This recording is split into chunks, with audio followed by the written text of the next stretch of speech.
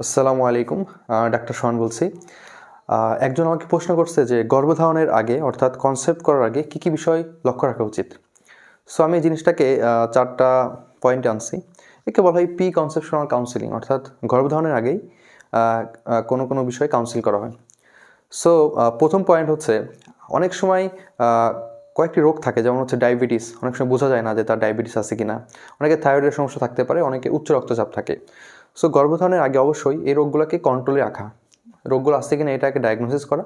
যদি রোগ না থাকে তাহলে সেটাকে কন্ট্রোলে আনা, আর না থাকলে তো আলহামদুলিল্লাহ ভালো। 2 নম্বর পয়েন্ট হচ্ছে অতিরিক্ত ওজন।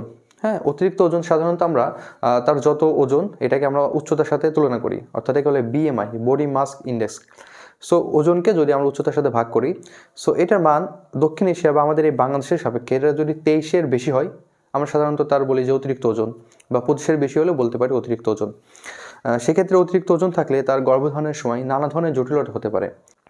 যেমন তার গর্ভধারণের সময় উচ্চ রক্তচাপ হতে পারে, অনেক সময় আগেই হচ্ছে রক্তপাত হতে পারে গর্ভধারণের লাস্ট স্টেজে গিয়ে। সেক্ষেত্রে অতিরিক্ত ওজনটা আগে নিয়ন্ত্রণে এনে এরপরে গর্ভধারণ করা উচিত। 3 নম্বর পয়েন্ট হচ্ছে টিটি ভ্যাকসিন।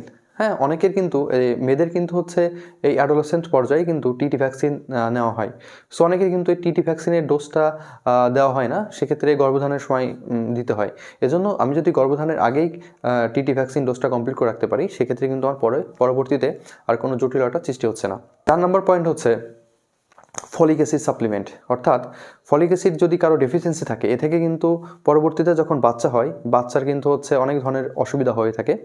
যেমন আমি আমার ফেসবুক পেজে একটা পোস্ট দিয়েছিলাম, দেখেছেন যে বাচ্চার যে ব্রেন সেটা ঠিকমতো ডেভেলপ করে নাই। হ্যাঁ, ব্রেন ঠিকমতো ডেভেলপ করে না। হ্যাঁ, অনেক সময় বাচ্চাদের স্পাইনাল কর্ড বা ঘাড়ে অনেক বড় একটা টিউমারের মতো হয়। হ্যাঁ, সো নানা ধরনের জটিলতা সৃষ্টি হতে পারে।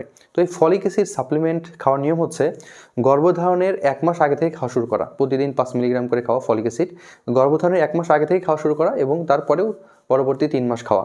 সো এই জন্য এই 4টা বিষয় আপাতত লক্ষ্য রাখা উচিত গর্ভধারণের আগেই। হ্যাঁ, এবং অবশ্যই কোনো একটা ডক্টরের সাথে পরামর্শ করে নেওয়া উচিত এই বিষয়গুলো। আসলে এই বিষয়ে সবাইকেই আমাদের সচেতন হতে হবে, এবং নিজে তো সচেতন হবই, এবং আমাদের আশেপাশে যারা আছে তাদেরকে আমরা সচেতন করার জন্য ভিডিওটা শেয়ার দিতে পারি। সবাইকে ধন্যবাদ। আসসালামু আলাইকুম।